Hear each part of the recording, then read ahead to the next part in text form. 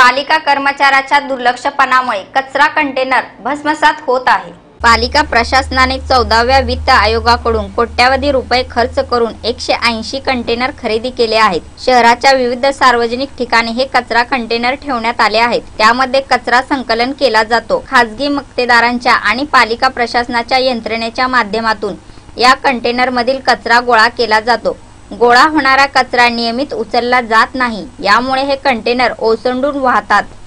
कचरा परिसरात वाऱ्यामुळे वाहत जात असल्याने नागरिक या कंटेनर मधील कचरा पेटवत आहेत। या आगीमुळे नवीन कंटेनर खराब होऊन भस्मसात होत आहे। ज्या ठिकाणी हे कंटेनर ठेवले आहे त्या कंटेनरची परिस्थिती तशीच आहे। शहरातील कचरा संकलनाचे खाजगीकरण करण्यात आले आहे। कचरा संकलनाचे खाजगीकरण करण्यात आले आहे। खाजगी मक्तेदाराच्या माध्यमातून कचरा गोळा केला जात आहे। प्रभागातून गायब झालेल्या घंटागाड्या पुन्हा प्रभागात दिसत आहेत। शहरामध्ये 1200 सार्वजनिक कचरा टाकण्याचे ठिकाणे आहेत। या जागी हे कचरा कंटेनर ठेवले गेले आहेत। पालिका आणि खाजगी मक्तेदाराकडे कचरा गोळा करण्याची पुरेशी यंत्रणा नसल्यामुळे या ठिकाणी कचऱ्याचे ढीग साचलेले दिसतात। त्यामुळे कचरा पेटवण्याच्या घटना नियमित घडत आहेत।